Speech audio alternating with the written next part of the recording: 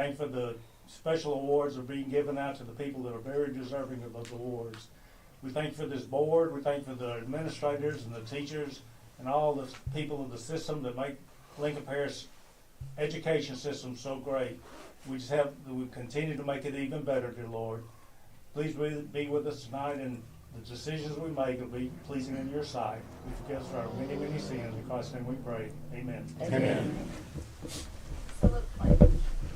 Pledge allegiance to the flag of the United States of America and to the republic for which it stands, one nation under God, indivisible, with liberty and justice for all.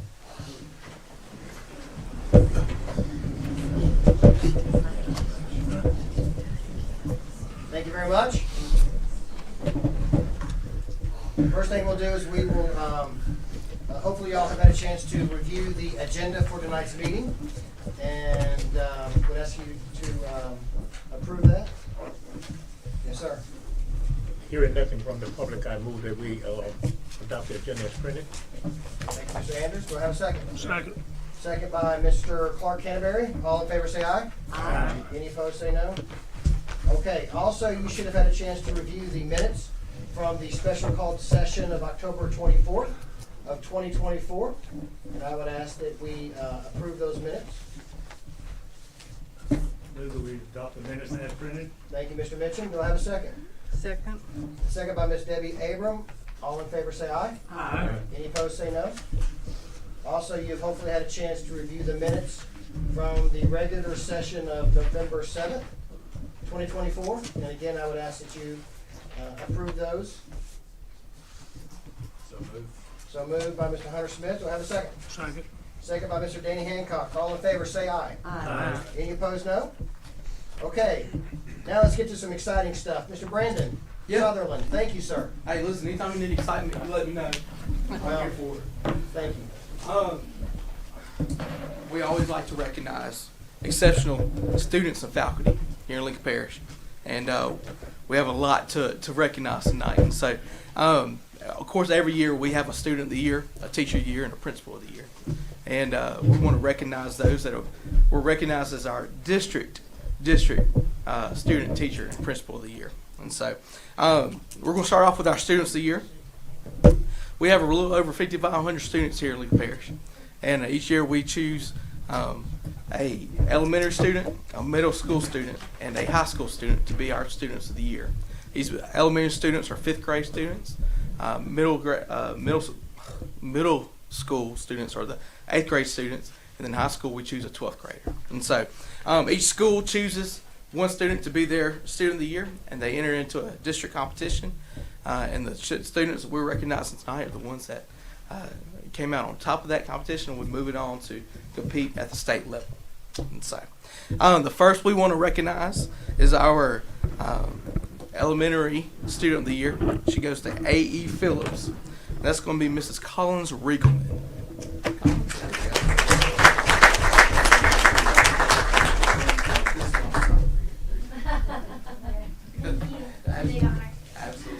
Absolutely. Now we want to recognize our middle school student of the year. She attends Ruston Junior High. She is a Bearcat, and that is Bear Kid. She's working on becoming a Bearcat next year. Mrs. Avery Dixon. Thank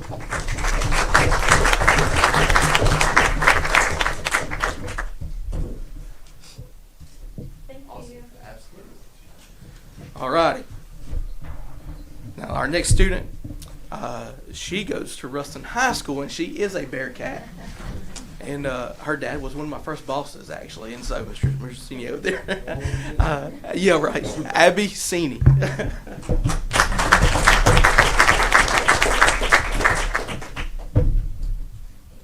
Absolutely. Board, I'll turn it over to you if you have any comments or questions. Well, first thing I would like to hear from each student, if they want to recognize any guest that they may have brought with them, we would love to have them brag on that a little bit. Absolutely. So, Collins, you're up. Who all you got here? Well, I'm so thankful for my mom and my dad for coming here to support me, and my little brother who's so sweet. That's a rare find. Avery, who you got? I have my mom Lauren with me and my dad Matt, and Gunner's here with me too. Yeah. And she's so thankful for Gunner, absolutely. And Abby? I have my dad Caleb with me and my mom Adrian. Awesome. Awesome. Great. Good. Board members? Congratulations to each of you. Absolutely. Fantastic. I know it's quite an honor, and I know the parents are very, very proud, so we appreciate the support that they give, because we don't always have good support from parents, but, I know each student didn't do it by themselves, but we appreciate their accomplishments and the support they have. Absolutely. Here, here. Fantastic. All righty. Now, we're going to move on to our teachers of the year. Once again, we have a lot of teachers here in Lincoln Parish. Each school chooses a teacher to become their teacher of the year. These teachers went through an interview process. They've completed a whole portfolio, and they were chosen by our committee to represent Lincoln Parish at the state level. We're going to start with our early elementary teacher of the year, and she's over at LPEC, and that is Mrs. Jennifer Breeding.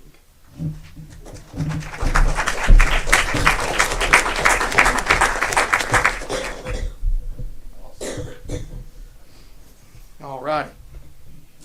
Our next teacher of the year is our elementary teacher of the year. She is out at Dubach, and that is Mrs. Diamond Mitchell.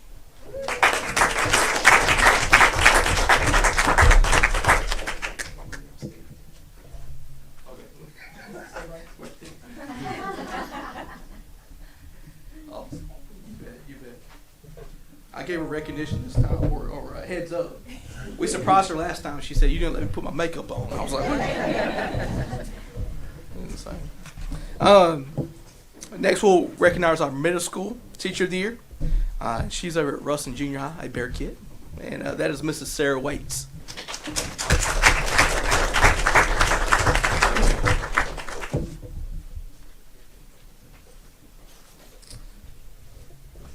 Now we'll recognize our high school teacher of the year. She's out at Shudron High School, out there where the Aggies are. That is Miss Stephanie Young.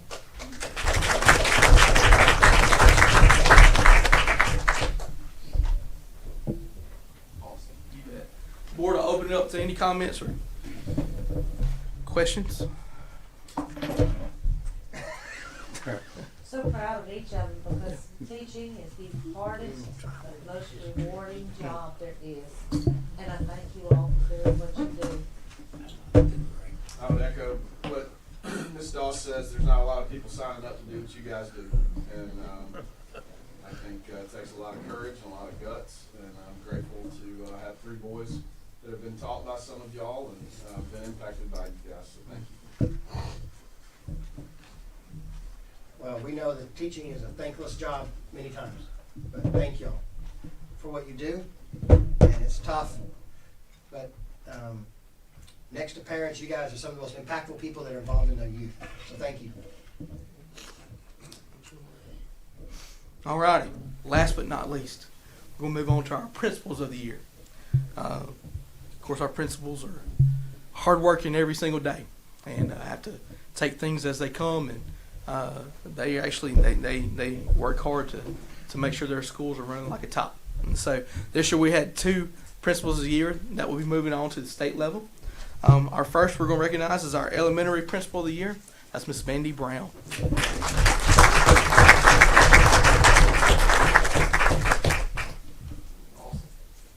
Of course, Mandy's over at Ruston Elementary.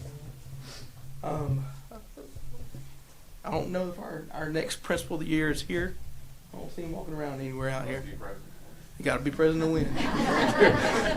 He's going to lose his Daylight Donuts gift card. I got. He's at a ball game. Okay. But he is out at Shudron High School. That is Mr. Chris Jones, and I'm sure he'll hear you applaud for him.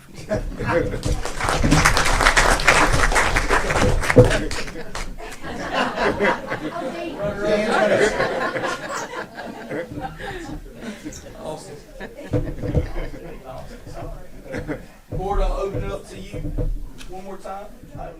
Being principal, task and a half, and I can tell you, every day is not the same day. Every day it makes it so wonderful, it's different every day.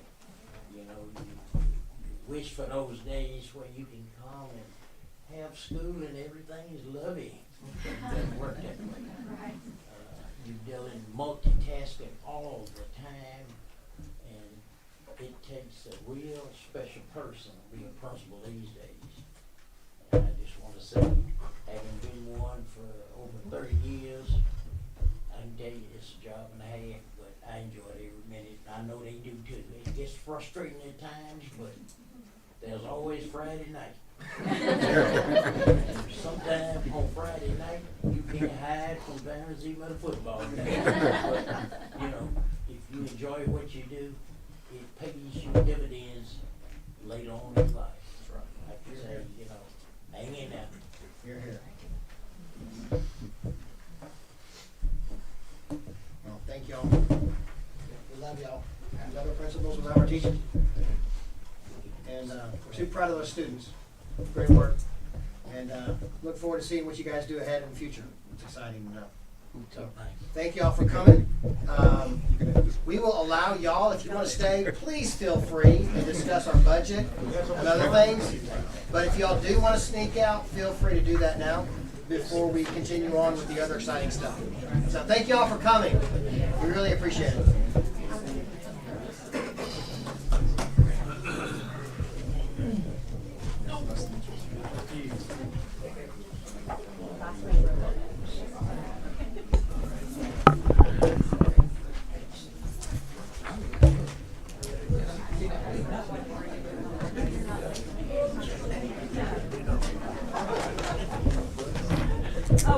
There's some parishes around here, they put full-fledged clinics in their schools. You've seen this one. What about the clinics in the school? You see that? All right, we're going to move on to the next item, number 7, which is some unfinished business for Mr. Young to approve the policy additions and revisions. Mr. Young. Thank you, Mr. President. During last month's board meeting, you were given the following policy revisions and addition for consideration. BCBB, notification of school board meetings. BCBJ, broadcasting and taping of school board meetings, which was a new policy. CED, employment of superintendent. GAK, personnel records. JMK, use of pronouns and given names, which was a new policy. GBC, recruitment. IDBA, sex education. IDDF, educational students with exceptionalities, and JGC, student health services. The recommendation that the board approves these revisions and additions at this meeting. Thank you very much. Okay, so hopefully you've had a chance to review these revisions and updates to the policies. I would entertain a motion that we approve those. So moved. Thank you so much for Donna Doss. Second. A second by Mr. Mitchum. Do I have any questions from the audience? Or any feedback from the board? Seeing none, hearing none. All in favor say aye. Aye. Any opposed say no. Okay, motion that matter approved. Thank you very much, Mr. Young. We'll move on to item number 8, new business. We're going to consider entering into a memorandum of understanding with the Wynn Community Health Center, Inc., aka Lincoln Community Health Center, for school-based health clinics in Lincoln Parish schools. I'm going to call on Mr. Justin Barron for this one. Just stay here. You want to souvenir? Thank you, members of the board, for having us this evening. Before I introduce our guests to kind of tell a little bit about what they offer in terms of health clinics and schools, I just want to give you a little bit of background on, and I guess I need to talk into this mic here. I want to give you a little bit of background on what gets us here this evening, or why we're having this conversation. And so I know many of you know we offer nursing services in school, and we have some really clear obligations around those nursing services. We're required to write health plans for students who require them. We're required to provide screenings and things like that. And so we've got some great nurses, and we've done a really great job and we do a really great job with those things. And over the course of COVID, we've been able to expand those services and into some part-time nurses, LPNs and things like that. But the reality is you know, school-based health or school systems are not really designed to be the mechanism to provide health services. Not like what we're about to talk about here in just a minute. We've done some great things like been able to provide over-the-counter medications and see kids when they're sick. But oftentimes we have to refer those students out to a physician or somebody else who can provide services, see a student, run an assessment, or provide some sort of a testing and things like that. And so we've got limitations in terms of the services that we can provide. You know, we're not a clinic; we're school nurses. Additionally, there's some challenges for us as it relates to funding. So the way, and there's a lot of misconception around Medicaid funding in schools. I don't know if you guys know this or not, but Medicaid funding, school-based Medicaid funds don't operate in the same way that outside clinics do, or hospitals, or doctors' offices, right?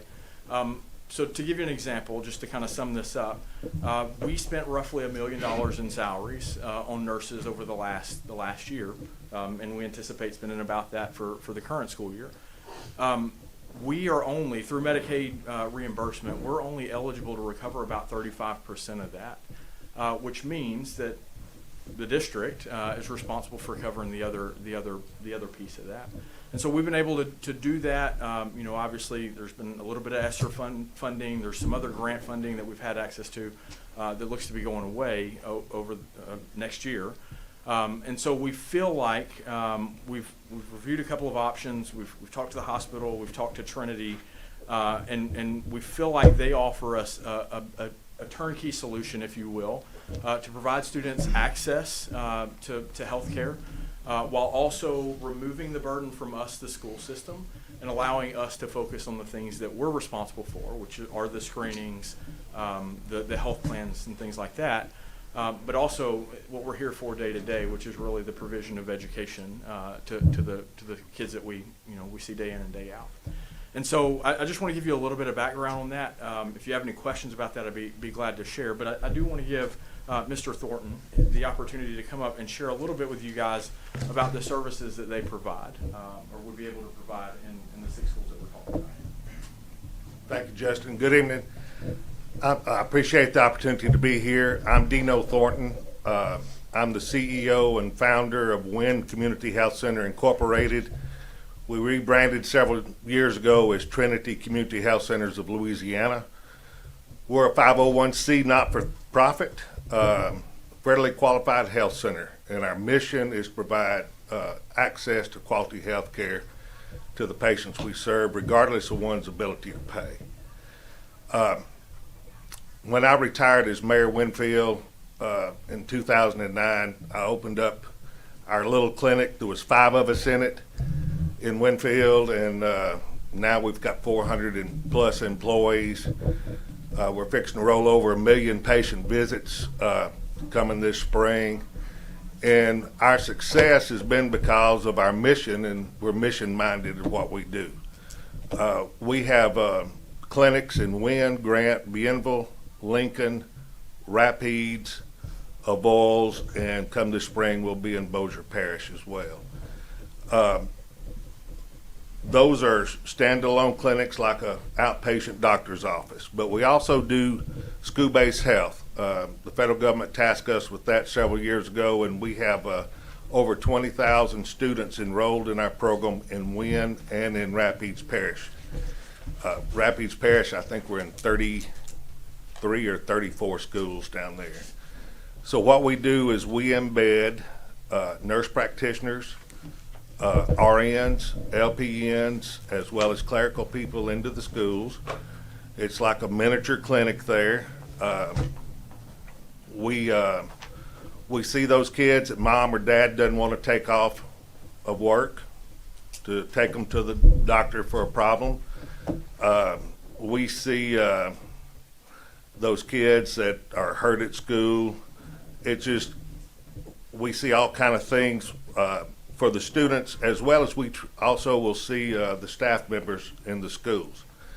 Now, we bill Medicaid for our services, and probably 90+% of children in today's society qualify for the CHIP program, Medicaid. For those children, we bill Medicaid. For the other students, we bill, if it's privately insured, we bill the private insurance. If they have not met their copay or there's a deductible, we write it off. So there's no out-of-pocket expense for any parent to pay for their child to receive the services.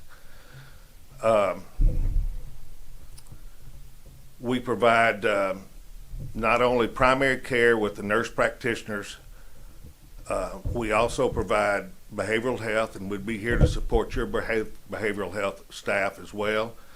And then we also have dentistry, and we have a $1 million moving dental office on wheels that has 2 operatories. It's all digital, and we'd be able to do prophies, clean teeth, and do exams on those students as well that present themselves.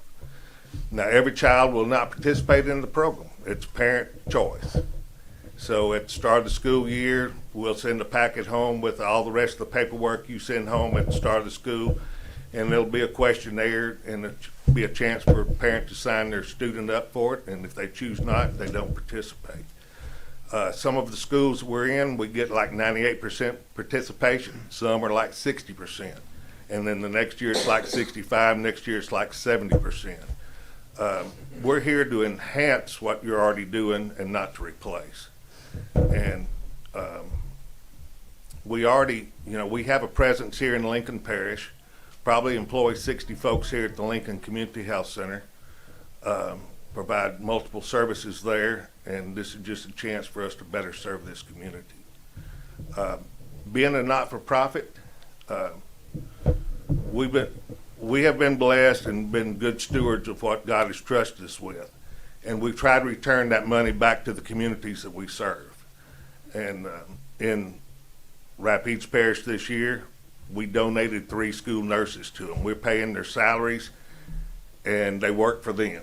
In Wynn Parish, we gave them a athletic trainer this year.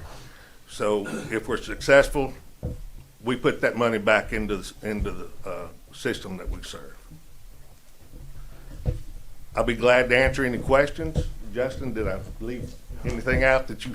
I think that's it. I would just say the goal here is really it's about keeping kids in the classroom, right? Like I've heard over and over again, been to these meetings, it's about attendance. It comes up over and over again. We can't teach them if they're not in the seat, right? And so what we feel like is the advantage here is that rather than, and again, it's parent choice. Parents don't have to participate, but we give parents the opportunity to have their kids seen in the moment, rather than asking a parent to come pick a child up, go maybe sit in the waiting room, find a doctor who can see them, or find a clinic who can see them, and take them to Coastal Care or wherever else they may be able to get in, with potentially out-of-pocket expenses. And so what we're talking about here is being able to see a kid in the moment, respond in whatever way is appropriate, and get them back in the classroom just as quickly as is feasible. And so that's where we feel like the value really comes for us and our kids. Does this program identify certain students, or it qualifies them all for this program? Every student's qualified if their parent signs a consent form. So it's no out of pocket for no parent? No out of pocket for any student. Justin, or Mr. Thornton, with respect to the health hub, which is under the auspices of our police jury, how do you balance that scenario, or could not that service be provided vis-a-vis the health hub? Because, of course, with Lincoln Community Health, your reputation is impeccable. Thank you. It is, but with regard to the health hub specifically, how does that compare? So the health hut, and it's an interesting dynamic there, but the health hut, Simsboro is really the primary place where the health hut has played a role. Okay. The health hut has been parked across the street there, like it's there regularly when I go out. Mm-hmm. But that's been really their, and I don't want to speak on their behalf, I understand. but that's really been the place where they've set up shop.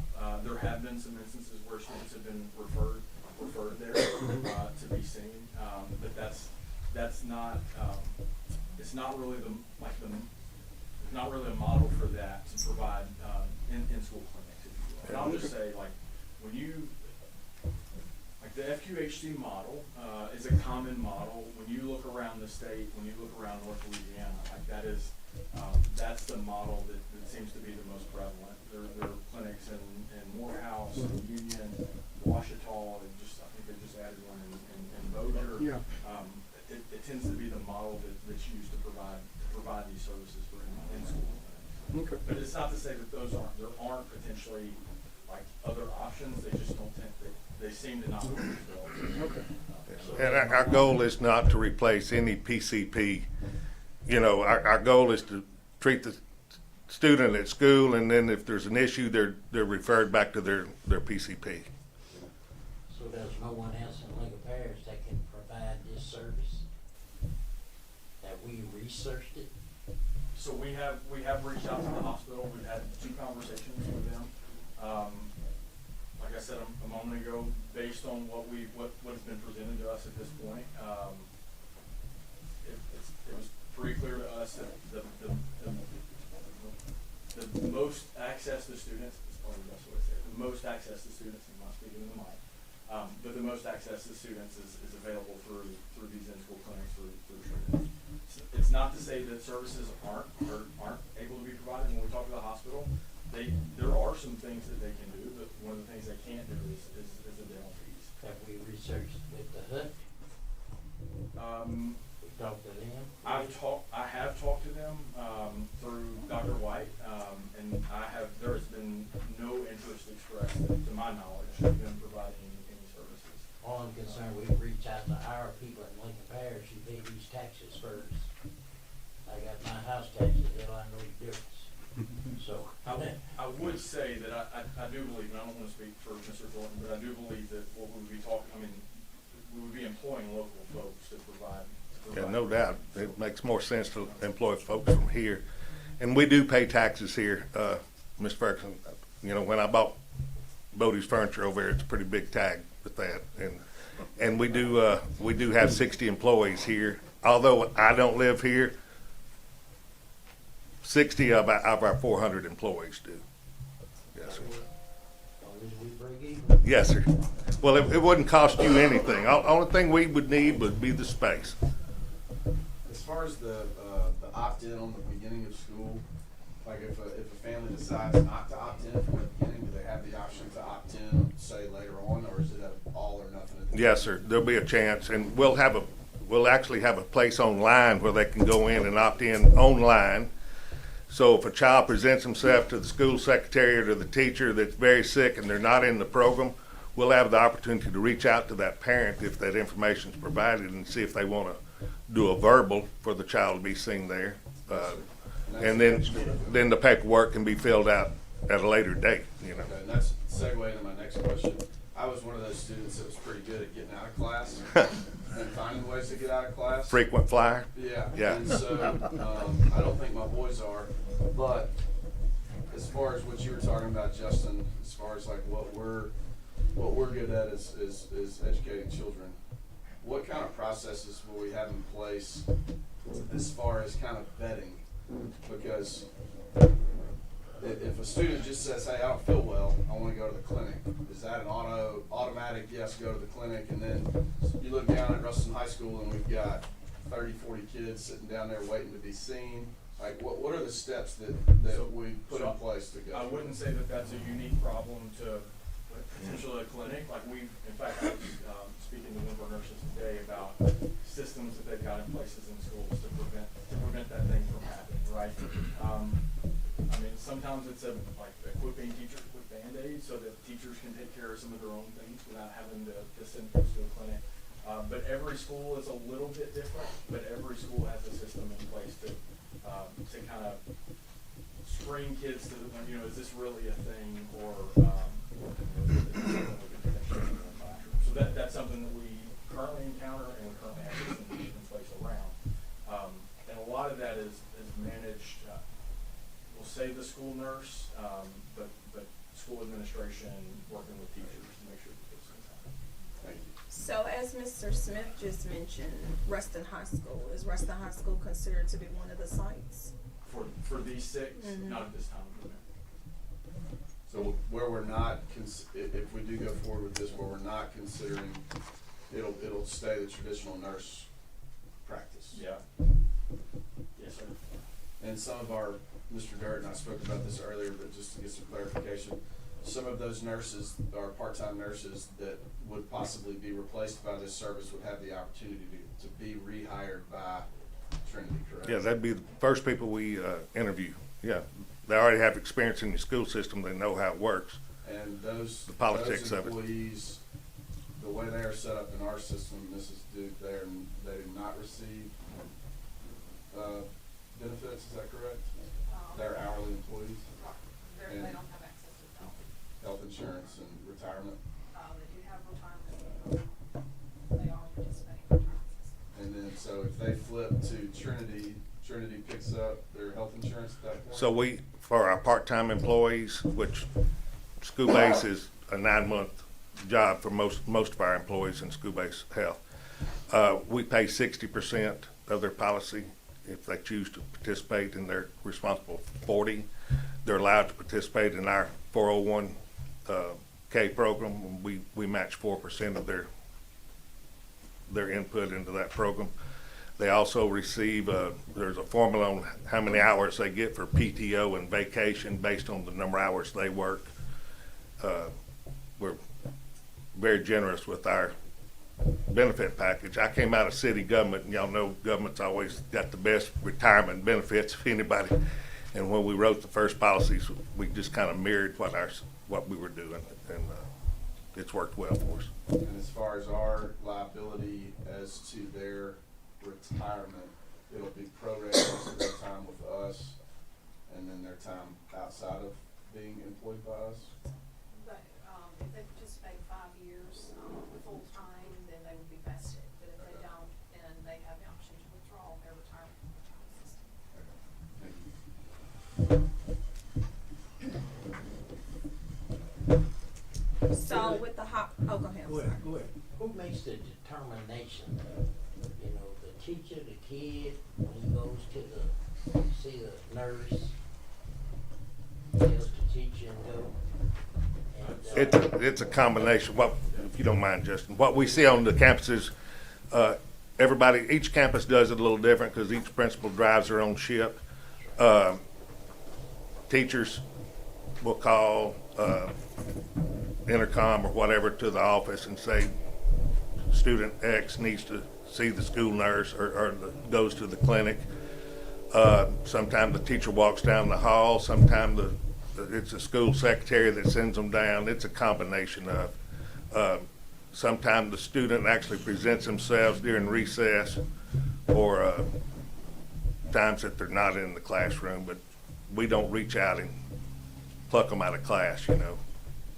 The determination of whether that child goes to the nurse or not is my concern. You know, sometimes a kid will cry wolf more than once. Right. But, you know, third time, that's what might drop dead and we in trouble.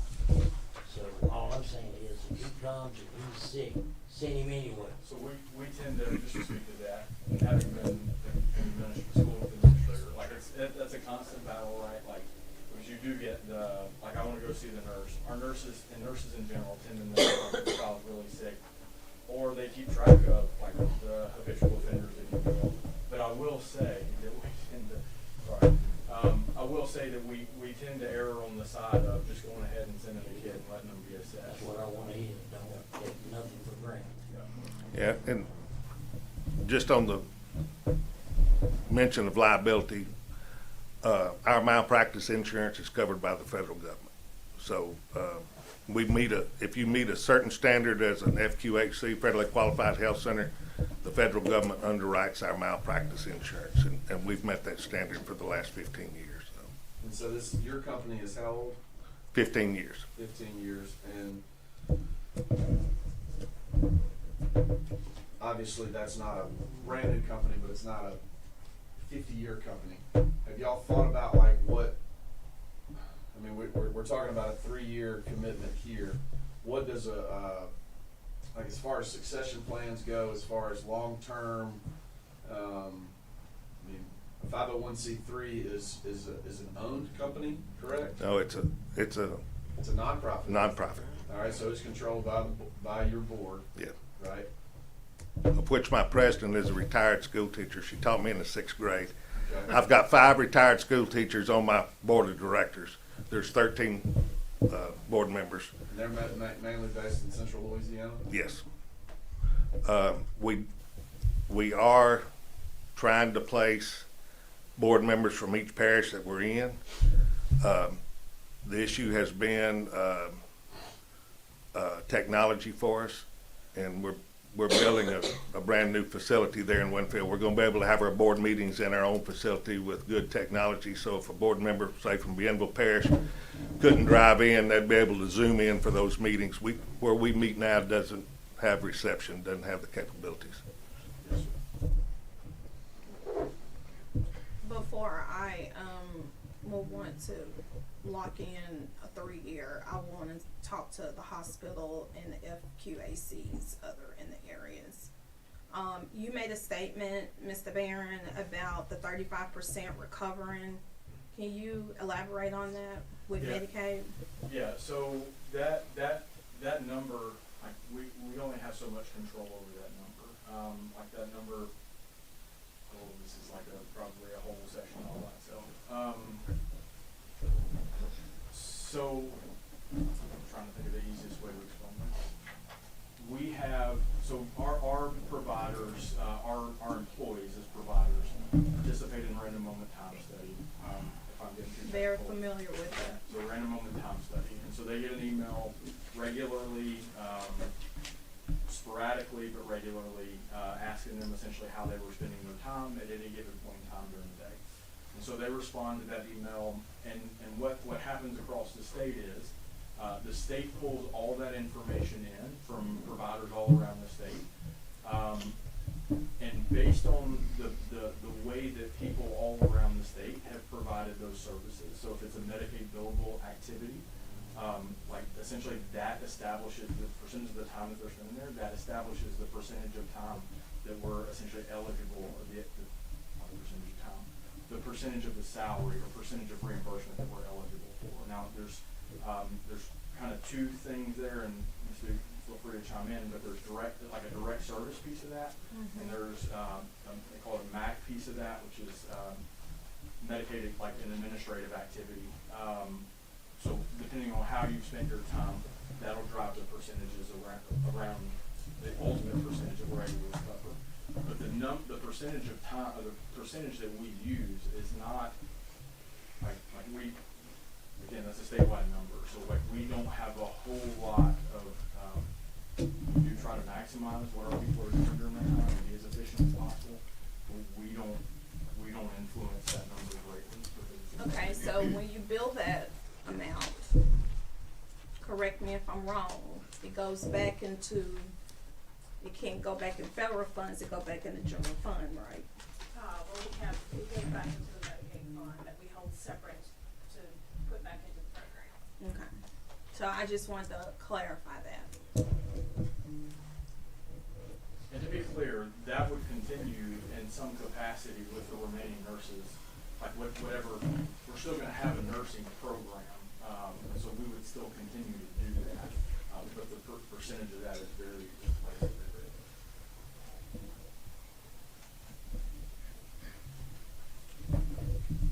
Mr. President, oh, sorry. I was gonna ask any other questions, I'm sorry. Mr. President, I make the motion, we authorize the superintendent to enter into a memorandum of understanding with the Wynn Community Health Center. I second that. All right. Have a motion and a second that we enter into an MOU with Lincoln Health Foundation. I'm sorry, is that right? Wynn Community Health Center, Lincoln Community Health Center. So we have a motion and a second.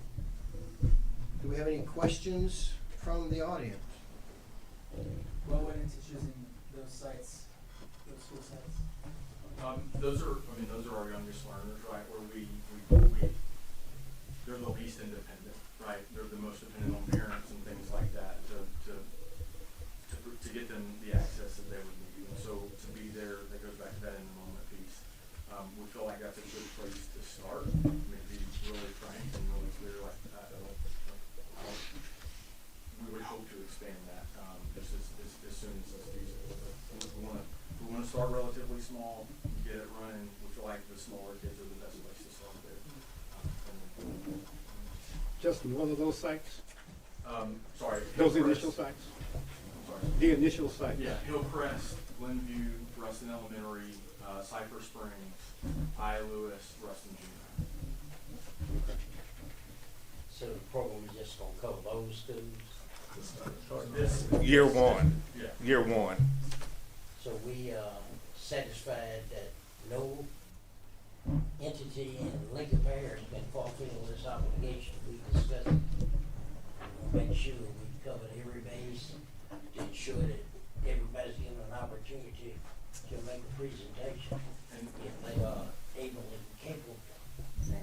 so, like I said, we've spoken to the hospital, and we know that. Did we advertise or we just went for broke for what we know? Trinity came to us with a plan, last year. We talked to them, we reached out to Green Clinic.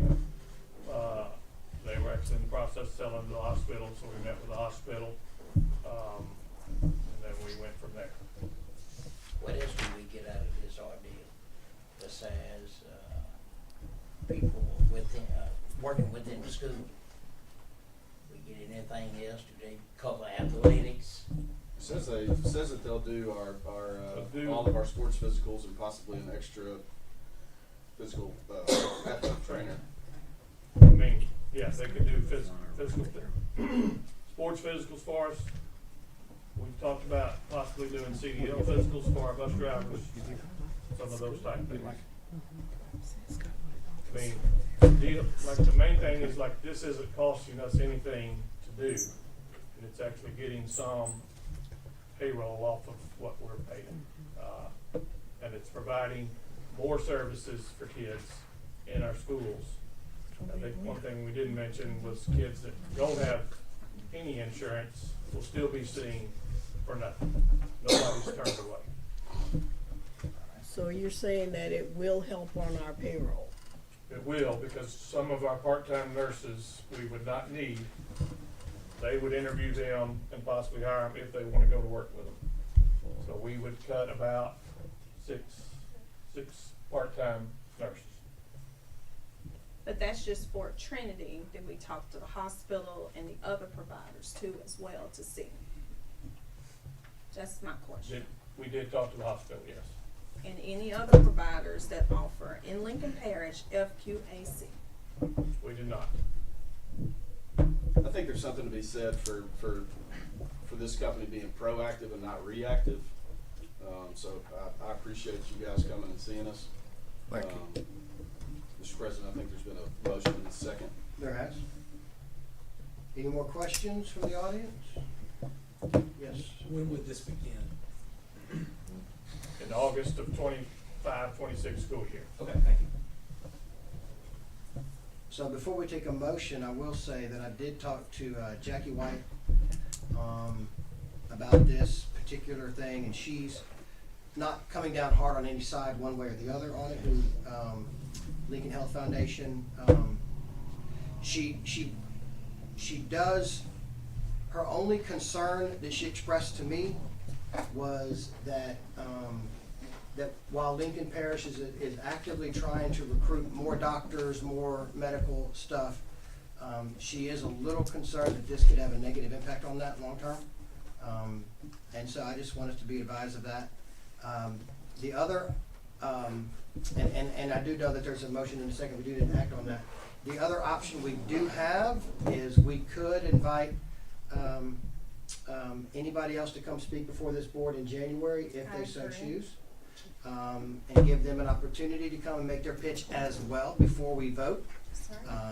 But that's up to the feelings of this board, and we do need to act on the motion. But I would say we do have the opportunity, if we wanted to, was to invite the hospital and any other somebody to come before us. Now, I will say that nobody has come knocking on our door, except for one firm. So I would recognize that very strongly. But I would say we do have that opportunity, should the board so choose to want to do that, is we could postpone this vote until January. and make that decision. However, time is of the essence for them, and I do know it's a timely matter, so I want to be very respectful of that as well. So I'm just saying that for the board's pleasure. However you want to do that, I respect the board's decision, but I do know that that is an opportunity for us, if we want to, open it up in January for someone else to come speak. If they don't want to, we act. If they do want to come and speak, we would listen to that, and then we would need to get together at probably a special session later in January to make that final vote to move forward. So those are just some options we have. I trust the board on what they want to do. But there is a motion and a second on the floor. So there needs to be a vote. There does need to be a vote. Roll call or, So, Lewis, roll call? I would do roll call. so we're voting on, Entering into a memorandum of understanding. okay. To go with them tonight. So Louis, right, Hunter's right, we have a motion on the floor. So if we would vote to enact this, would that preclude then, or would make it with respect to us bringing in anybody else in January, as Danielle said? If the motion passes. If the motion passes, that precludes that? Well, it depends on what terms they enter into it with them and whether this is an exclusive agreement. I wouldn't think you would enter into a contract with two different companies to do the same thing. Right. But that would depend on the terms of the MOU if it passes. I'm assuming just from what I'm hearing that this would be a deal only with them. That's just based on what I've heard sitting here. Right, and Dr. Williams has a point. I mean, to the extent in terms of fairness, of voting, you know, so if we take this action now, then the necessity of interviewing anybody else in January, what does that say? And we just vote, and if it doesn't pass, then that's what we can do. And if it passes, we don't. Yeah, I wouldn't think you'd enter into an agreement with two to do this same thing. Right. That's just how it sounds to me. Right. Yeah, that's what we should do, is just take the vote. Any other thoughts before we vote? Are there any other companies like this company that's doing this? Honestly, I could not answer that question.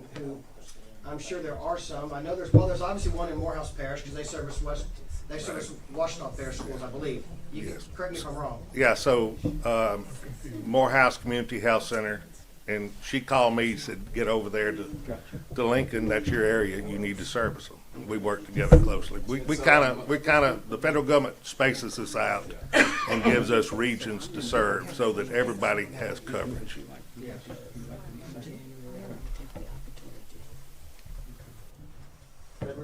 Fair question. Anybody else? All right, roll call vote? Linda Henderson, No, Hunter Smith, Yes. Otha Anders, No. George Mack, Yes. Debbie Abram, yes. Danny Hancock, Yes. Donna Doss, Yes. Danielle Williams. No. David Ferguson, No. Clark Canterbury, Yes. Greg Phillips, No. Joe Mitchell. Yes.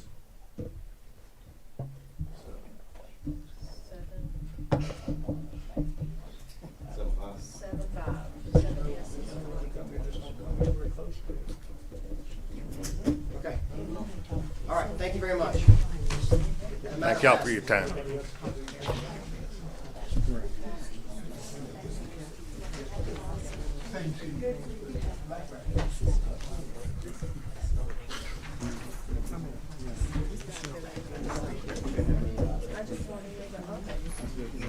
All right.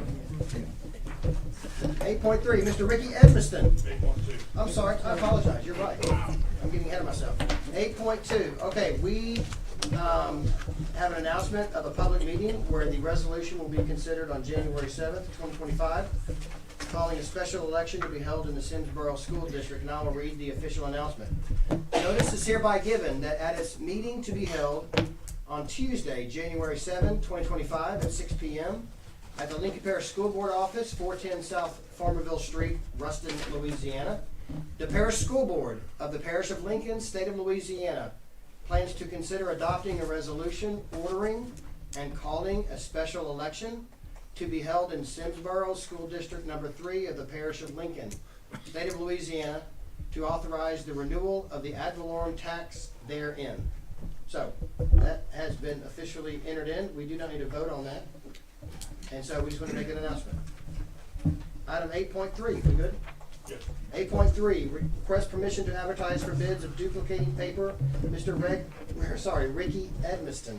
Right, yes. Each year, we advertise for bids for materials and supplies with an aggregate cost over $60,000.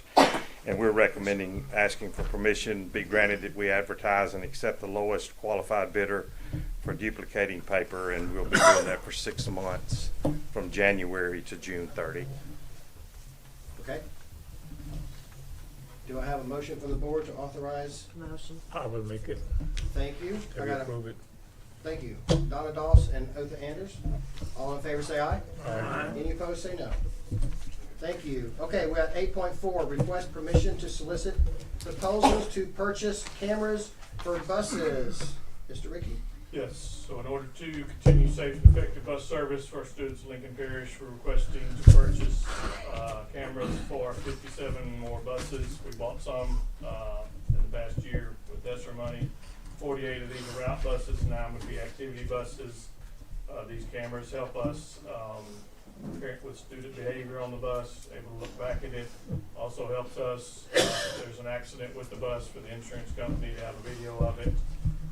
So we're asking for permission to do a request for proposal to purchase these cameras for our buses and authorize the district staff to award the proposal to the vendor with the highest evaluation score. Okay. And they are of tremendous value. From experience, I can tell you this. Yes. Those cameras, yes. Do the new buses that we purchase not come with cameras installed already? Some do, some don't. Is that just kind of, Well, depending on actually, what bus we have to spec bid it out? If we bought the used buses, like we've been buying, those come with them. They're usually already on there. But like the new activity buses we are purchasing are brand new, so they don't have them on there. So we try to put the same cameras on the buses with one vendor to, so you're not trying to figure out, is it this camera or that sort of camera, so. I got you. Does this include dash cams or just?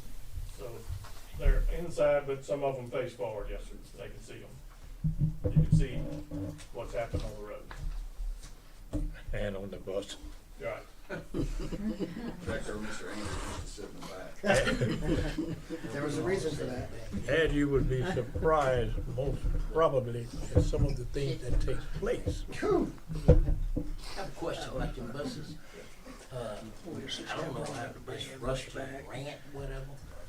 Boy, there's some stuff in there about these buses, drivers and speed on back here. We corrected that issue. Some of those weren't our buses. Some of those were just a fraction of a video, and the video showed some of what was said was not true. And then there has been some that we have talked to and just, yes. That's another one of them paper propaganda crap. I mean, cameras, when we can pull a camera and look at it, what happened, I mean, it shows the full story. That's what I'm saying. So can I get a motion that we approve proposals to purchase cameras for the buses? So move. So move and a second. You need names? Yes, please. Okay, Linda Henderson is a first, Hunter Smith is a second. Do I have any other comments? Any questions from the audience? All in favor say aye. Aye. Any opposed say no. Thank you. Okay, let's get to the reports. Dr. Williams Hearn has a report for the school and district performance scores of 23-24. Good evening. Good evening. I do not have a clicker, so I will have to set those to the device. This evening, I'm presenting a report on the district performance scores. We will not go in depth with each school. This will cover the district performance scores and the reports and the data that we received on this. First, I would like to start off with letting you all know, if you haven't heard, Lincoln Parish is an A district for the second year in a row.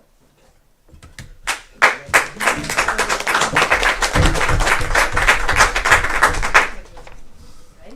That means that we are among 11 districts out of 70 in the state of Louisiana. So 70 districts the State Department reported on the 10. You see that Lincoln Parish is number 8. Actually, I want to say we're probably number 6 because you can see that Ascension and DeSoto scored the same, and then number 5 and number 6 scored the same. So, but we're listed as number 8.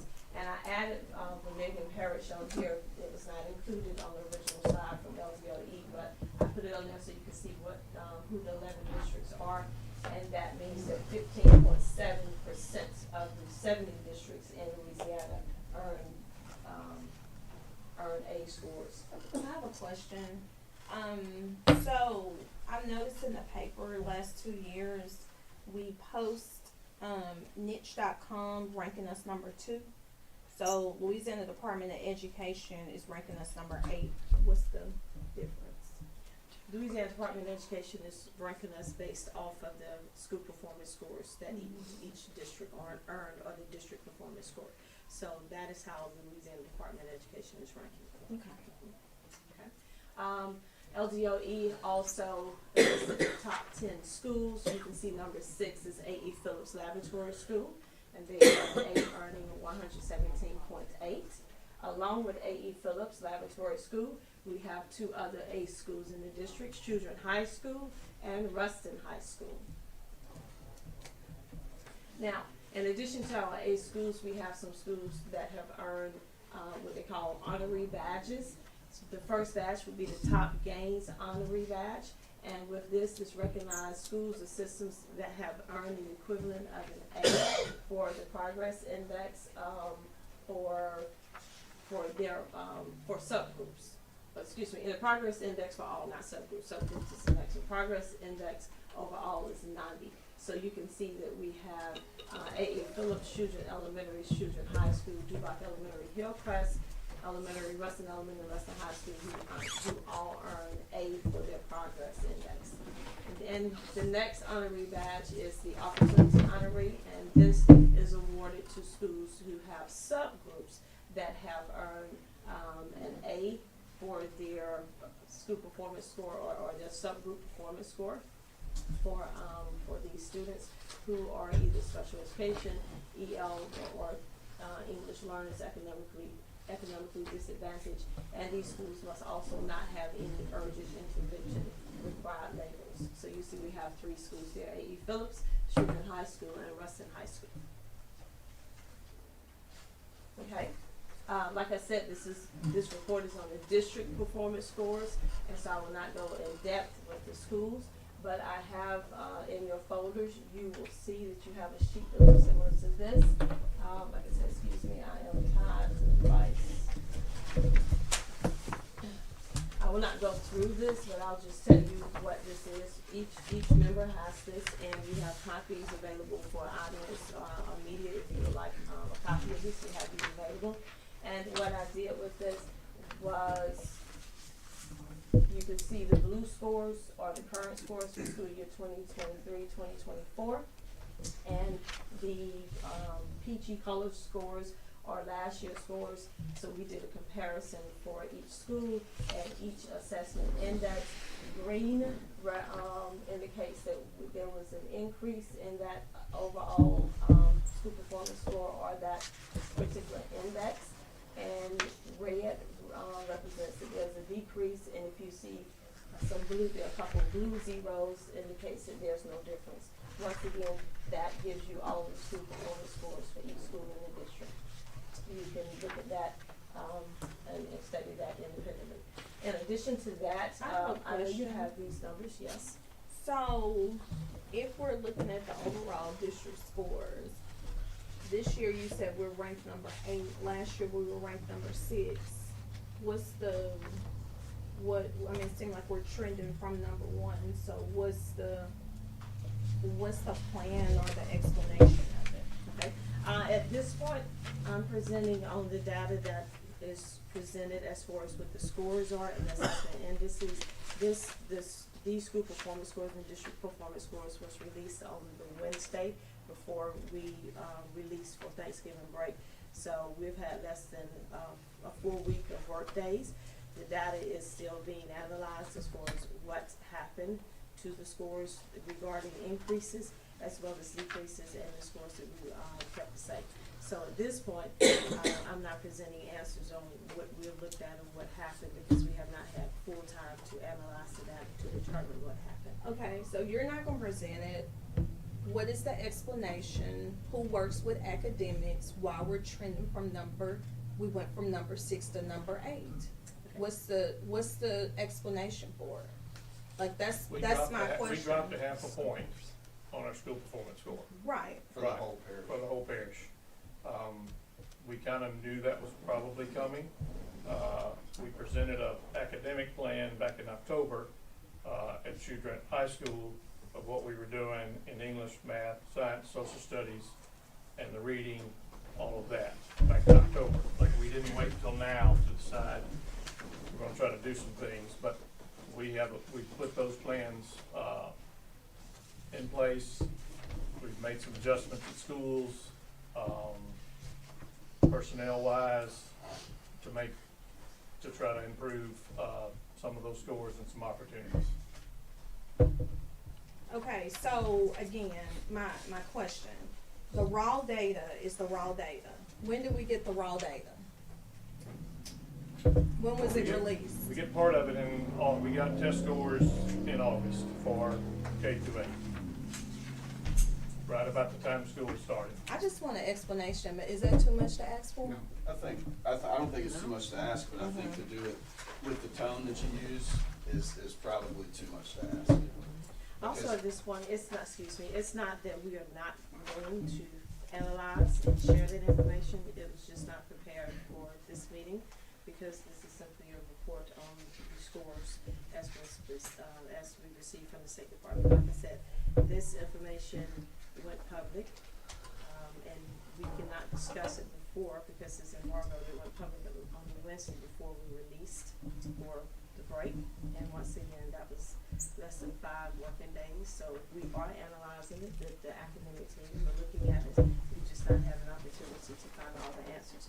And as Mr. Dorn said, we did have some of this data before these schools were released. The academic team, as well as myself, started looking at this, analyzing it. We have a company that we have a contract with, D2I.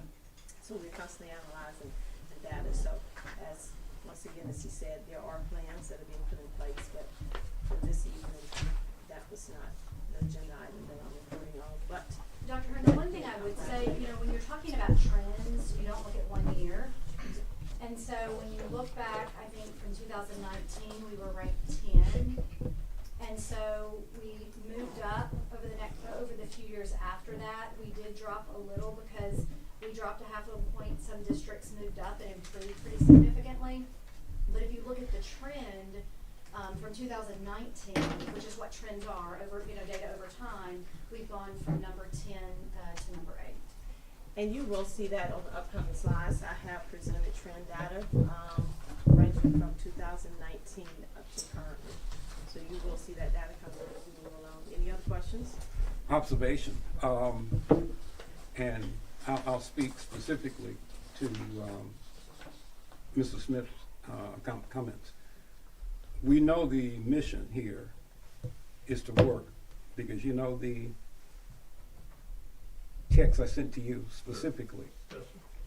Now, that being said, Dr. Williams asked a question, and Hunter, we're not going to get into whatever here, but here's just a personal thing, and you can critique me if you want.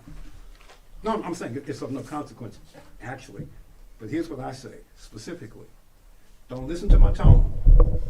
Understand my conviction and my commitment to what I'm trying to accomplish. Hold on a second. I'm speaking.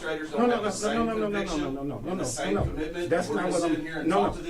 That's not what I'm saying. I'm not going to stand for that. This board's not going to stand for that. Because that's not who you cannot speak for this board. That's not who we are. You cannot speak for this board. Now, Mr. Ferguson, you're absolutely right. I'm gonna roll out. Hey, that's fine. That's your objective. Yeah. You cannot. Nobody's listening to you. You cannot police people's comments. I can promise you they're listening to me. Here's what I'm saying to Mr. Superintendent, and I tried to be nice about this. When you and I,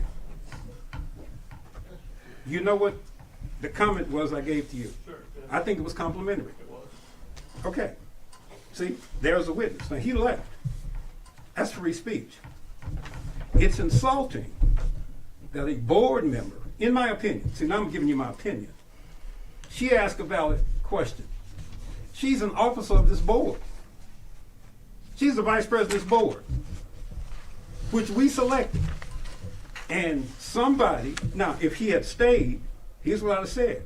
You sound like them boys with 2025, Project 2025. That's not going to happen here. Now, I wish he was here, or you can tell him. But he left, which is his right to do so. He's not going to speak for this board. I don't give a flying flip what Project 2025 says. Again, in my opinion. She had a valid point. Dr. Williams is an officer of this board. And for him to get up, in my opinion, and leave is disrespectful. And for him to make a comment that he, whatever, no. He's one member of 12. Now, we're trying to get to the objective as you and I, again, I'm going to reiterate. I thought my comments to you was complimentary, yes? Yes, sir. Okay. Now, I'm not going to necessarily say what that was. I'm saying you and I. Right. So you're the witness. See, that's an affirmation. She asked a valid question. Dr. Hearn explained what she was doing. And then she asked Ms. Talley, who's our chief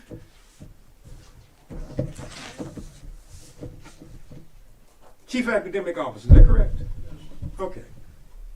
She had a valid answer. If he was, but since he's not here, I can't say it. But for him to leave is disrespectful to this board. I don't give a darn what he says. He can't speak for us. Now, I'm going to say it again. I'm not speaking for Danielle. Don't listen to my tone. Understand my conviction and my commitment to what the heck I'm saying. And I've modified my own statement. That's before I got here. Now, what I'm suggesting is this. He cannot micromanage, and she's an officer. So it's disrespectful. And I don't know the boy that well. See? Now, that would be derogatory. I'm going to try to treat him with respect. But respect's a two-way street. He will not sit here and disrespect the board member, who happens to be the vice president of this friggin' board, without me having a comment about it. I don't give a darn who he is. Now, that's me being modified. Otherwise, I'd tell that fellow what the hell I really think. Yes, ma'am. Thank you. Thank you. See? Respectful. So what my friend is basically saying is time to cut it. Okay, see? I can be respectful. Yeah. If Miss Linda had said, see, Miss Linda just gestured. Okay, that's two. I'm trying to be nice about this. I'm trying to be nice about this, Linda. Otherwise, I'd tell that fellow what the heck I really think. Now, okay, see, Linda said cut it. All right. Okay, that's three. See? Here we are, Mr. President. Not on my watch will she be treated that way. You understand? Thank you. That's four. I'm done. Before we move forward, I'd like to say that that response was no reflection of the employees of Lincoln Parish, the chief academic officer, the superintendent, or myself. Dr. Williams, as I explained to you, this information that you're asking, we don't have those answers to present to you tonight, but we would be more than happy to come back with answers to answer your questions to go along with whatever was presented in addition in October. Right. Thank you. You're welcome. Any other questions? Just one observation I noticed right offhand is the four elementary schools and the junior high, the ones that are really pulling us down, and I'm sure that's the ones we're gonna start working hard on.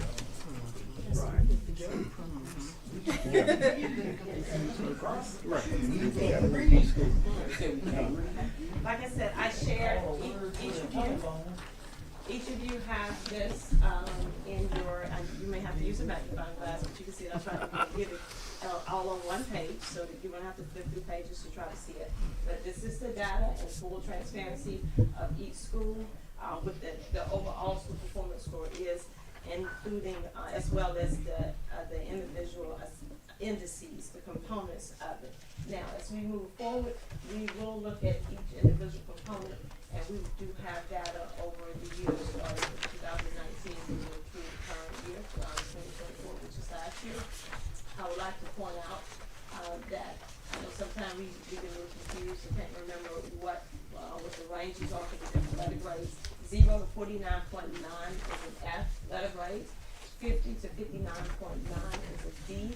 60 to 74.9 is a C. 75 to 89.9 is a B. And 90 to 150 is an F. Okay. Now, we have talked about the A schools, we talked about where we're ranking with LD or E. We do need to pay attention, as with all data points, we need to pay attention to schools that require attention.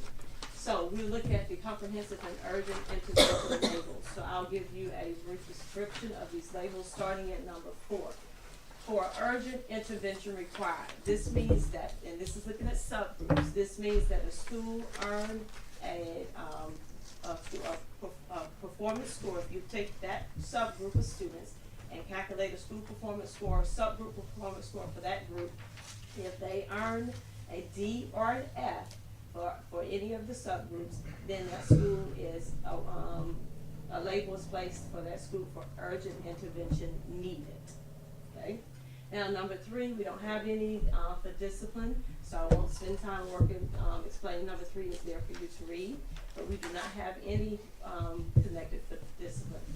We move to number 2. Number 2 is if we have a school that has a subgroup with a subgroup performance score of an F for at least 2 years. Notice for intervention needed is a D or an F. For urgent intervention required, it is an F for at least 2 years. Then you'll see that they have that label of urgent intervention required. And lastly, we have the comprehensive intervention required. We have one school, i.e. Lewis, that has been assigned the comprehensive intervention required. And although you have 2 bullets, i.e. Lewis was placed with this label for bullet number 3, which means that the school was identified as an urgent intervention required for the same subgroup of students for 3 consecutive years. Any questions on these? So with I. Lewis, all students fall under the comprehensive intervention required. Once you get to comprehensive intervention required, then that label is placed for all students. It's not just a subgroup. They place that for the entire student population in that school. Yes. Any questions? How long does it take to get out of that? Is it 1 year? It's here. In order to exit it, they must meet the following criteria. The exit criteria is at the bottom. Thank you very much. Any other questions? When will we get modified subgroups? When? Yeah. When we get a subgroup presentation, like, subgroups that way. Yes. Okay. We can definitely put that as one of the additional reports. Yes. Okay. Just a quick review of the components of the indices of the school performance score. You all have in your packet the SBS estimated calculator. This is also available on LPSB website. We do have additional copies of that for anyone in the audience, but the board members have this in the packet. So just a quick explanation of how this looks. So if we're looking at the K3 assessment index, then if the student scores unsatisfactory or approaching basic, they are awarded 0 points. If they score basic, they are awarded 80 points. Mastery is 100 points. Advanced is 150 points. And what you do to calculate the estimate here is a school or the district would calculate the sum of the numbers, the number of students who achieve these different achievement levels and who earn these different achievement levels. You would place the numbers here. It will assign those points, and then it will calculate the assessment index. Okay. For the progress index is based on 2 years, of progress. So for this year, we are looking at LGOE. We, as you all probably know, we're going into a new school performance formula. So LGOE did not release a new estimated calculator. So you'll see the dates 21, 22, 22, 23. Just update that to 22, 23, 23, 24, because it's the same process. So you can see the progress index is 2 years. We have to put into that information. BCAI, this is how many students, how many credits a student earned during their freshman year of high school, and this index reflects back to 8th grade to see how well those 8th grade students prepare students to be successful in high school. And then you have the ELPT progress index, and this is looking at our EL learners to see if we are making any progress with them. And this progress index is actually included in what we call the assessment index. We have interest and opportunities. Like I said, we're not going to spend time going over the entire calculator, but you can see how we plug those numbers in. And that calculator is impacted. If you have any questions, feel free to reach out. Okay, as we move on, we will look at the different points that were earned for each index, with the exception of DCAI and interest and opportunities. And this data will cover 2019 through current 2024. If you will note, in the school year 2019-2020, that was the year that we shut down for COVID. So no formal school performance scores were released.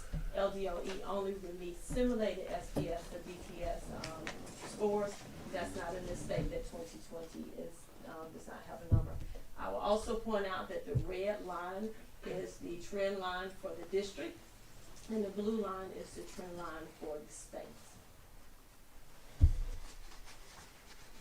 Okay, this is the K-8 assessment index. So this is based on K-8 LEAP scores only. How did the students perform? Once again, unsatisfactory, approaching basic, mastery, or advanced. And so this, like I said, you award the points to those students, and this is where we are through the years. Any questions here? So the overall K through 8 assessment index for the district this year is 68.8, which if you apply a letter to that, that would be a C. And once again, the blue line is where this, the overall state is. Okay? K-8 progress. Now for K-8 progress, as you all, I'm sure you know, the goal is that all students have reached or is able to achieve mastery on their LEAP assessments by the time they reach grade 8. So each year what happens is they look at the scores that the students have in ELA and math, and they'll say, okay, how many points is this child from reaching the mastery? And they will divide that spread of points by the number of years that child takes to get to 8th grade, and they will say, okay, this is your target score for this year to make sure you're progressing toward mastery. Now, if a child hits that target, they are assigned points. If a child does not meet that target, the State Department takes the students across the state and put the students in groups according to their peers. That does not necessarily mean my child is in 7th grade, and so it's all 7th graders across the district, across the state. They look at different characteristics or different, aspects of that child's life, and they say, okay, well, these are students who are coming to you, so this is your peer group. Then they do percentile ranking, and depending on where the child ranks within that percentile, the district can also earn points for moving the students. Even though they may not have met the set target, we did move them, okay? High school assessment index, similar to K through 8. This is for Algebra 1, Geometry, English 1, English 2, U.S. History, Biology, and as you know, starting with this year's freshmen, we are not testing the U.S. History. That is no longer a requirement. It is now Civics. But Civics is not included in that. This year will be the first year that we get scores for Civics. Last year we field tested that. But this is progress, the assessment index for those 6. Once again, the red line is the district, the blue line is the state. Same thing with the progress index for high school. This is based on those high school tested courses. Okay. This is ACT work keys. A lot of times you hear ACT, but this is actually ACT work keys. As you know, the State Department currently, every student in high school, with the exception of those with significant cognitive disabilities, they must take the ACT. However, if a student is on the Jump Start track, then they can take the work keys. As a matter of fact, right now, even the university track students can take the work keys, but they have made that's in that calculator. If you look at it, the calculator template, you can see how points are awarded based on ACT and work keys scores. Okay. Now, although this is an assessment index, I know the question comes up, what's the district average? The different district average for the graduating class of 2024, the average ACT was 19.49. How does that compare with previous years, that 19.49? I would have to go back and look at it. Just wondering, I didn't know if you knew that. No, not right off, but I can definitely get that information if you want it. I can take scores that I would think from high school perspective. Yeah, school. And there you will see more ACT data. I'll give you a link to this LGOE site, so you can go there and possibly pull that. And like I said, I can come back or share that with you. Okay. Okay.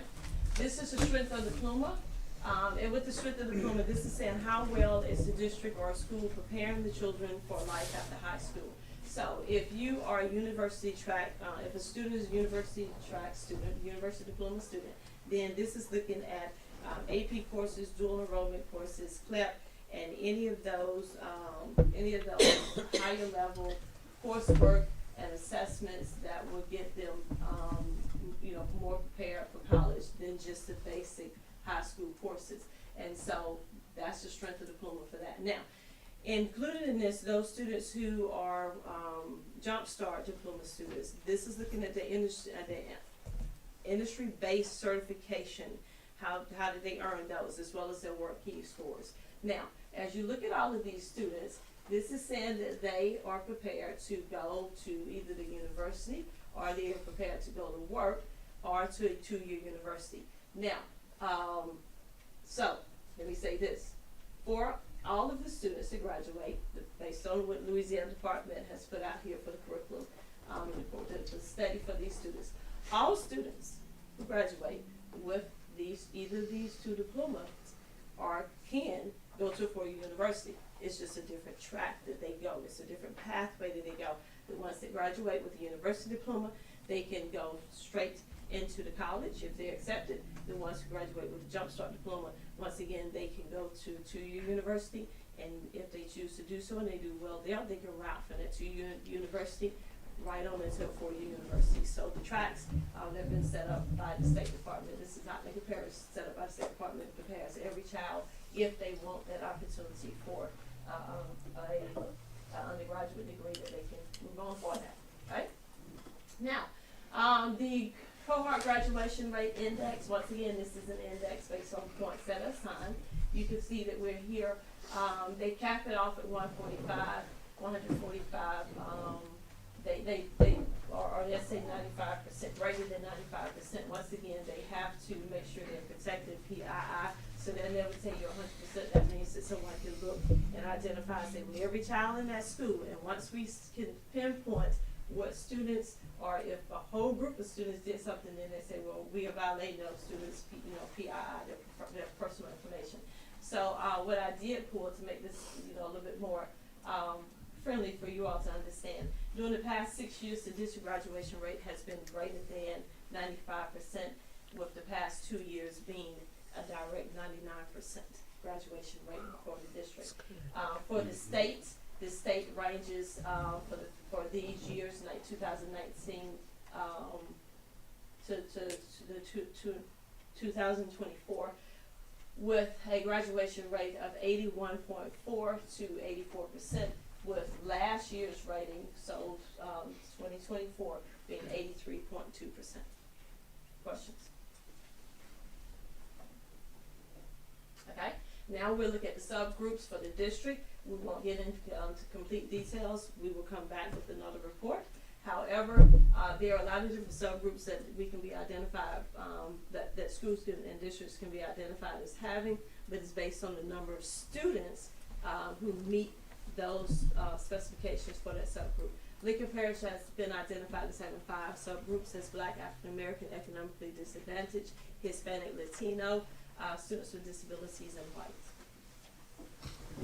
Based on the school or the district, okay, and the population in that school.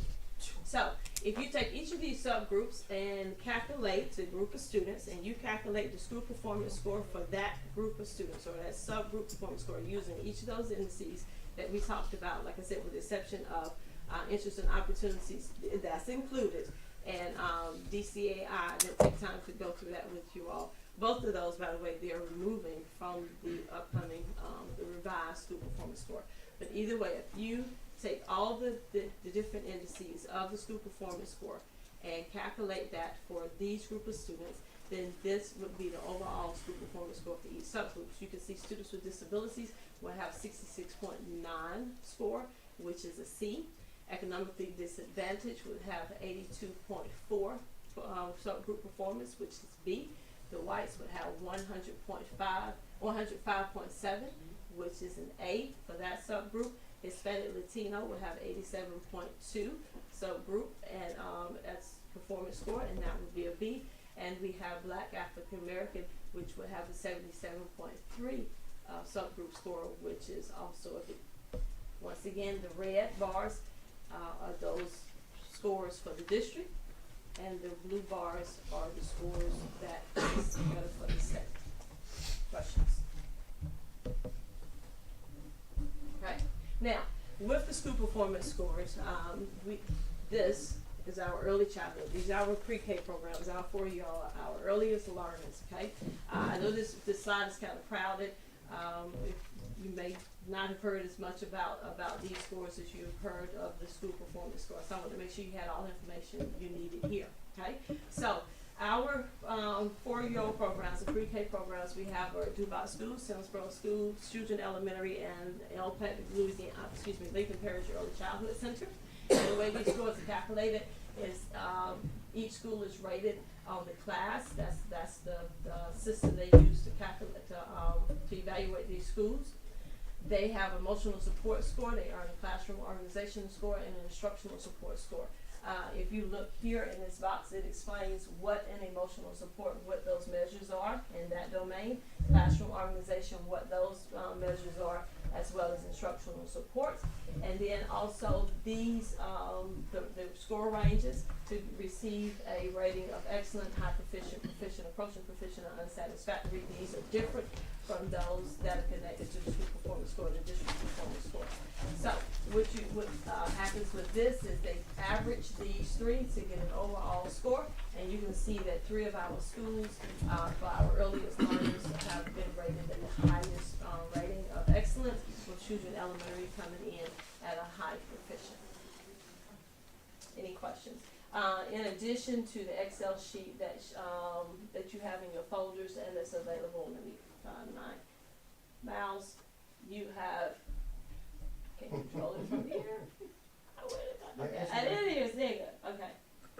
You have in your folders, and it's also available for audience members, the last year's score, 2023, as well as this year's score. This year's score being in blue, last year's in the peach color. The differences, you can see where we had increases as well as where we had decreases, so you can look at that and study that on your own. If you have questions, feel free to reach out. And that, now, if you want to dig into the data more, then the Louisiana Department of Education has a data center. It's easy to find. You can go to louisianabelieves.com. louisianabelieves.com. Once you get to louisianabelieves.com, you can click on library. Once you click on library, then you can click on data center. When you click on data center, let me take you out of this and walk you through it. Once again, louisianabelieves.com. If you click library, you click data center. Once you click on data center, then you can choose any of these circles, and it will give you all of the state release reports and data from the performance, not only from this year, but from past years. So you can go and look further than what I'm reporting tonight to get any of your other questions And lastly, there are a lot of data points that go into educating, you know, into looking at how well we're doing, seeing the areas that we're shining in and seeing the areas where we need to give some more attention. But all in all, it's an ongoing process. As you know, we're dealing with humans, not pieces of wood. So we're gonna get different results. We're gonna see some ups and some downs. But as long as we keep working together, then we will continue to educate our students in this district to the best of our ability and give them what they deserve. So once again, Lincoln Parish is an A district for the second year in a row.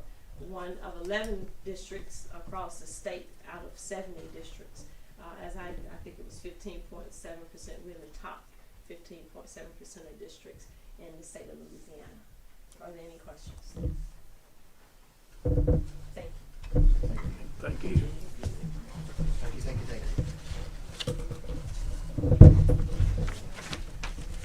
Okay, quickly, personnel report, Mr. Young. We have one faculty resignation and one maintenance resignation. That information is in our packet. Thank you very much. Ms. Duke. Yes, please. Sales tax report for November, collections for the month of November compared to November of the previous year is up 3.69% overall for the year. Collections are up 6.44%. Carry on. And then in your package, you have the financial report for the general fund and special revenue funds. For the general fund, we're reporting for total revenue collections recognized through the month of October for this fiscal year. We've collected 28.7% of the budget. As far as expenditures go, we've expended about 24% of the budgeted expenditures. Total change in our fund balance accumulated for the fiscal year to date is a positive 3.1 million. Compared to 3.7 million for the same time period last year, so we have a little bit lower change in our increase in our fund balance compared to the previous year. For our special revenue funds, total revenues recognized is 26.2% of budgeted. Expenditures are approximately 34.3% of budget, a little bit higher. Expenditures recognized compared to the previous year just due to our ESSER spending. Then total change in fund balances combined for our special revenue funds, a decrease of 3.16 million compared to the decrease of 2.9 million in the previous year. So that would be our financial reports for our general and special revenue funds. Thank you. For the health fund, health plan, total contributions for the month of October is 1.36 million. Total contributions for the plan year, 10 months of the plan year, is 12.4 million. Total plan expenses in the month of October is 1.4 million for a net change in net assets of a decrease of $35,000. Total accumulated for the plan year, total plan expenses of 14.2 million, with a total decrease in plan net assets for performance for this 2024 plan year of 1.7 million. Okay. Thank you. Thank you very much for those reports. Okay, Mr. Superintendent. Yeah, so the LSBA convention, if you're interested in that, is February 25th through the 27th. In Lake Charles. You got that in your packet. If you're interested in going, please let Miss Mary know, and she will get you registered and hotel for that. I'll say thank you to Miss Dana Talley tonight. This is her last meeting, and we'll be leaving us at the end of December for another job out there, but we do appreciate the work she's done here in our district with our academics the last 4 years, and she will be missed, but I appreciate all that she's done. We will close the district on February January 14th, which is Valentine's Day. Each year that we've been in a district, we've allowed students, teachers, district clothes as a reward to them for being in a district. We'll do that on February 14th. And then training, John Geis will send out a Zoom link, and we'll do that on December 16th, which will be videos from the conference, SPIN conference, that he's got a little bit to talk about. That'll be Monday, December 16th, starting at 9 a.m. So we come here. You can come here and do it, or you can do it from your office. There'll be a Zoom link to where you can log in, but we will have a boardroom if you want to come here. He will not be here, he'll be on a Zoom, but then the rest of it will be recordings of the SPIN conference. I think Dr. Williams can tell you that it's pretty good to hear some of that information to get the rest of your hours. Now, the conference was 2 days. Are we just doing a 1 day? You have, yeah, it'll just be one, and then you'll just get however many hours you need. If you want to stay and get more, that's fine, or if you just want to do the minimum, you go through. We're all about maximum. We'll have Mr. Ferguson for 2 days. Yeah, information. So, that's all. Thank you. Got a question. We about to take dibbles, right? We are doing nibbles testing right now until the break, and we'll have that. Should have those results out in January. We're hoping, yes. Get ready. Dibbles, the K-3 literacy assessment one that opened actually on Sunday. We got tested on Sunday, but we opened up the doors yesterday in terms of the joint assessment students. Also, the window, ends on December 31st. Our plan is to have all of our students tested. We know these are younger learners. They're going to be excited about Christmas. They have programs, parent lunches. So the plan and the schedule is to have all of those students tested this week and next week. So by the end of next week, we have those students tested. It's still clear on that last one. And yes, we will have a report for that at our January meeting. I will say this, we had a teacher advisory meeting yesterday with Mr. Young and I, and some of our lower elementary teachers do believe like nibbles testing, with it being time, is going to prepare our kids better going into third grade when they have leap time tests and things. I think the bunny squad is gonna have a lot. Right. You know, if you can't pronounce it, you can't spell it. You can't spell it, you remember it. You know, up the bar. Right. And it's one thing, we don't question no ethics of no teacher. We just want everything done possible for the children. And I think you realize, eating is my pet peeve, and I eat a suck all I have. And that would be a reason to survive. I understand, I agree. I think we're working, I think we've got teachers working, There's no doubt about that. did it. They keep doing this, we can do even better. We need to drop 6 to 8, we can go 6 to 2. Let's move Certainly up, wasn't not the goal. down. Right, it was the goal to move down. I mean, I think, I understand. and I think looking at test scores only doesn't fully give you the picture of what a kid can do. I do believe our students are better off this year than they were at this time last year with the teaching that we've got and the teachers doing the things we have in those classrooms. But there's still no way we can track these jumpstart or career path kids to see if they are successful. I at mean, all. we've tried some surveys, trying to get them to respond to it, but a lot of them are leaving or going and just don't respond to it. And the state, I mean, we reached out to them, they don't collect the data either, cause it's hard to track those. Any final thoughts? If not, I'll take a motion, we adjourn. So moved. Second? All right, all in favor say bye. Bye.